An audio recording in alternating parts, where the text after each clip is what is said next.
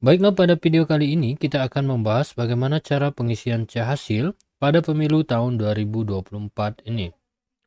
Untuk contoh pada video ini, kita akan menggunakan C hasil PPWP atau C hasil Presiden dan Wakil Presiden. Pada prinsipnya, untuk C hasil ini sama saja pada C hasil jenis pemilu yang lainnya. Yang membedakan hanya halaman perolehan suaranya saja. Oke, langsung saja kita ke halaman berita acara, sertifikat dan catatan hasil perhitungan perolehan suara seperti yang tampil pada video ini.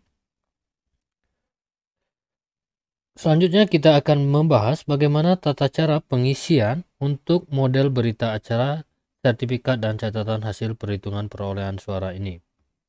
Pada bagian ini ditulis dengan menggunakan huruf kapital. Misalkan pada hari ini Rabu tanggal 14 bulan Februari tahun 2024.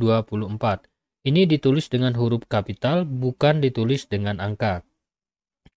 Selanjutnya provinsi, kabupaten atau kota, kecamatan, kelurahan atau desa, ini juga ditulis dengan huruf kapital. Nomor TPS itu ditulis dengan angka, kemudian yang di dalam kurung untuk bilangannya itu ditulis dengan huruf kapital. Selanjutnya kita bahas paragraf berikutnya, yaitu mengenai waktu kegiatan pemungutan dan perhitungan suara. Jadi untuk waktu kegiatan pemungutan suara ini dapat dimulai pada pukul 7 dan paling lambat itu dimulai pukul 7.30 dan waktu berakhirnya itu disesuaikan dengan keadaan sebenarnya.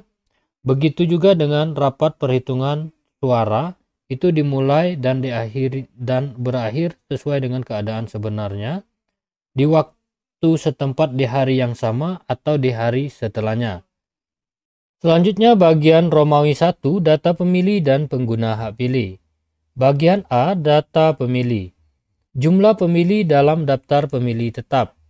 Untuk jumlah pemilih dalam daftar pemilih tetap ini sudah terdapat dalam model A Kapko daftar pemilih.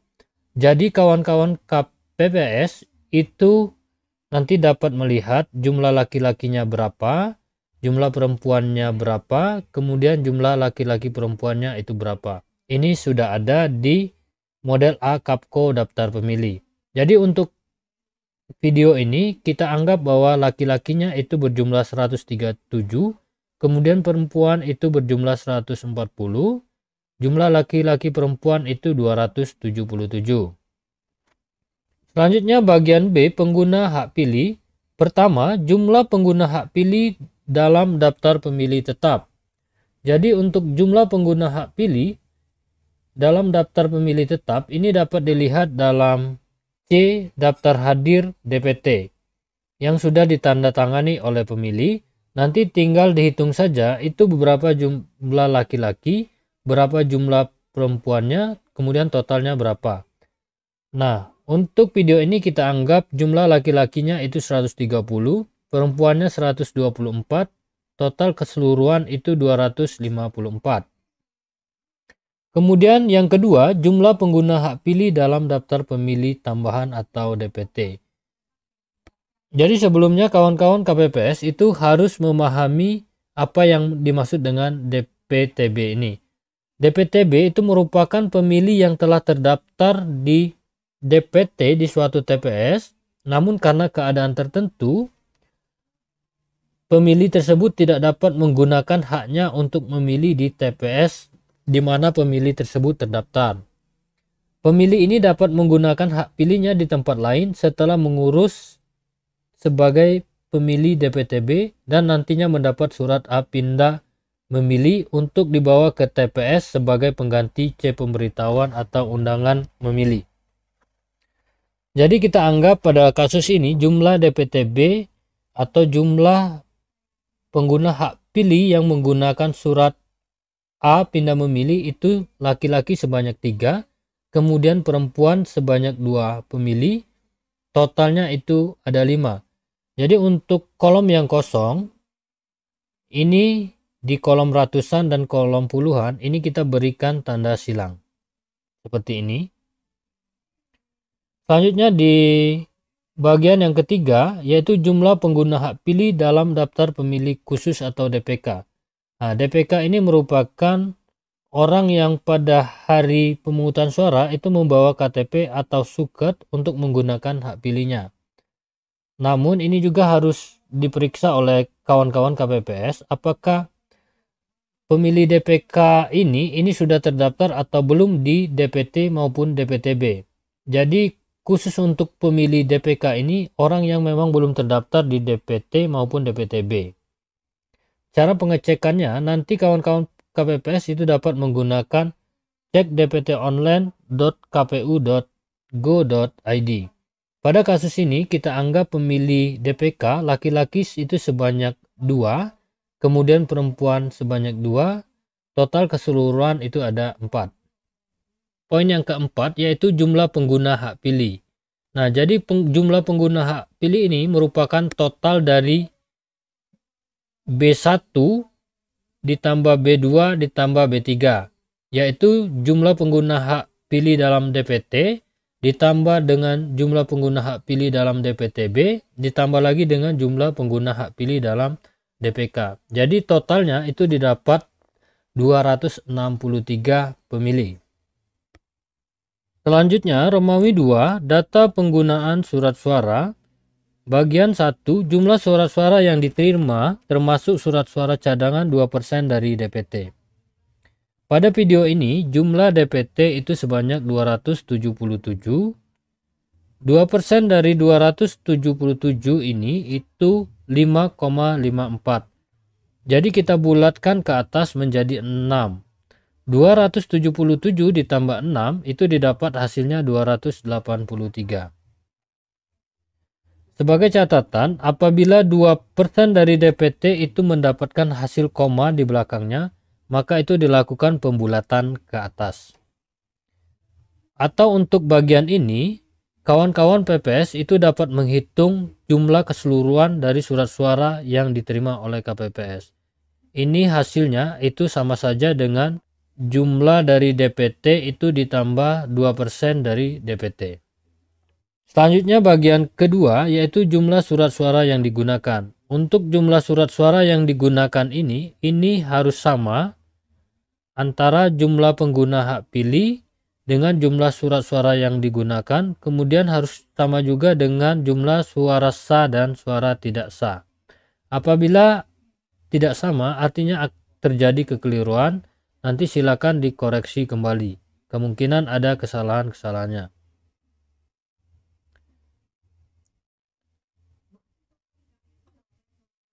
Selanjutnya bagian yang ketiga, jumlah surat suara yang dikembalikan oleh pemilih karena rusak atau keliru coblos. Nah, ini surat suara yang dikembalikan karena rusak maupun keliru coblos. Untuk kasus ini kita ambil itu sebanyak 2 yang dikembalikan. Jadi untuk kolom ratusan dan kolom puluhannya itu diberi tanda silang. Selanjutnya bagian keempat, jumlah surat suara yang tidak digunakan tidak terpakai termasuk surat suara cadangan. Ini artinya surat suara yang memang tidak digunakan atau tidak dipakai sama sekali dan tidak masuk kotak pada saat pemungutan suara. Ini nanti dapat dihitung oleh KPPS. Namun pada intinya ini merupakan jumlah pengurangan dari surat suara yang diterima dikurang dengan surat suara yang digunakan, kemudian dikurang dengan surat suara yang dikembalikan oleh pemilih karena rusak atau keliru coblos. Jadi untuk kasus ini itu surat suara yang tidak digunakan atau tidak terpakai itu sebanyak 18.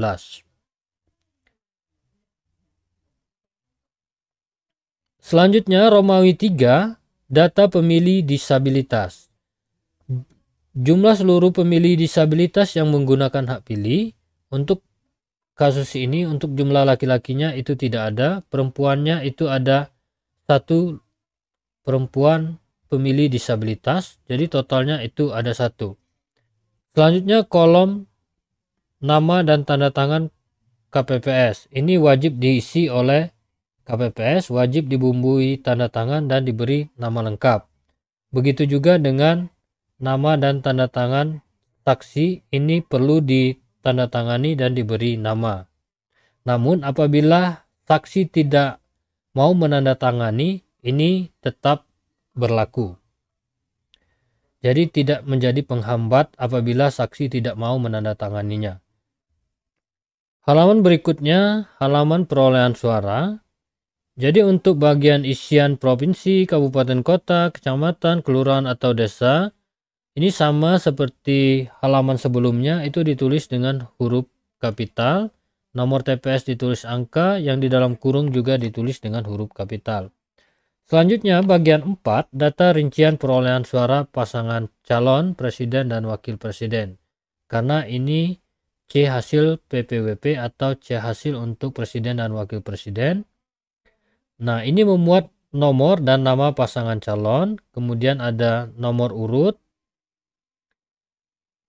Selanjutnya itu ada kolom rincian perolehan suara, kemudian ada kolom jumlah tiap baris, kemudian ada kolom jumlah suara sah. Jadi untuk rincian perolehan suara sah itu ditulis dengan turus atau tally. Nah, ditulis seperti ini. Kemudian kolom yang kosong itu digaris seperti Z seperti ini. Nah, untuk jumlah setiap baris itu kita hitung dari 1 sampai 12, itu jumlahnya berapa? Jadi kalau 5 dikali 12 itu 60. Jadi jumlahnya setiap apabila penuh baris ini itu 60. Kemudian baris yang kedua atau baris yang di bawahnya itu berjumlah 25. Misalkan seperti ini. Kemudian kolom yang kosong itu dibuat tanda Z seperti ini. Kemudian jumlah suara sah pada kolom ini ditulis dengan menggunakan huruf digital. Misalkan contohnya pada perolehan suara ini mendapat perolehan suara sebanyak 85. Jadi 8-nya itu dibuat tulisan digital seperti ini, 5-nya juga dibuat tulisan digital atau angka digital. Kemudian untuk apabila angka ratusannya itu 0, maka ditulis dengan tanda silang seperti ini. Kemudian diberikan bulatan hitam di bawahnya di nomor 0, kemudian baris yang berikutnya itu dibulatkan di bagian 8, kemudian dibulatkan juga di bagian 5 seperti pada video ini. Kemudian ditulis juga dengan huruf di bagian bawah ini ditulis dengan huruf. Misalkan 85. Nah, seperti ini ya kawan-kawan. Kemudian untuk perolehan suara pasangan calon berikutnya, ini kita buat sama saja dan caranya juga sama. Kemudian jangan lupa untuk kolom tanda tangan itu jangan lupa untuk ditanda tangan dan diberi nama lengkap. Halaman berikutnya yaitu halaman suara sah dan tidak sah. Pada Romawi 5 data suara sah dan suara tidak sah. Bagian A, jumlah seluruh suara sah yaitu merupakan penjumlahan dari Romawi 4.1 ditambah Romawi 4.2 ditambah Romawi 4.3. Jadi total dari jumlah seluruh suara sah pada video ini itu 255. Ini ditulis dengan huruf kapital. Selanjutnya pada kolom berikutnya itu ditulis dengan angka. Kemudian di bagian B, jumlah suara tidak sah. Di rincian perolehan suara tidak sah itu ditulis dengan turus atau tally. Kemudian kolom kosong itu dibuat tanda Z seperti ini. Kemudian jumlah tiap baris itu dihitung berapa jumlahnya. Misalkan pada contoh pada video ini jumlah suara tidak sah itu sebanyak 8. Kemudian di bawahnya itu diberi tanda Z seperti berikut. Kemudian jumlah suara tidak sah pada kolom berikutnya itu ditulis dengan angka, kemudian ditulis juga dengan huruf seperti pada gambar berikut ini. Selanjutnya bagian C, jumlah seluruh suara sah dan suara tidak sah. yaitu merupakan jumlah dari Romawi 5 poin A ditambah Romawi 5 poin B. Jadi totalnya itu 263. Jadi di sampingnya itu ditulis dengan angka, yang bagian ini ditulis dengan huruf kapital. Selanjutnya ditetapkan di Sumberjo Transat. Ini menggunakan huruf kapital, tanggalnya itu dibuat tanggal berapa, selanjutnya bulan berapa, tahun berapa. Dan jangan lupa untuk ditandatangani oleh kelompok penyelenggara pemungutan suara dan ditandatangani pula oleh saksi yang hadir. Mungkin sampai di sini untuk video kita kali ini. Apabila video ini dirasa bermanfaat, jangan lupa untuk subscribe, like, comment, and share. Terima kasih telah menonton. Salam sukses dan bahagia.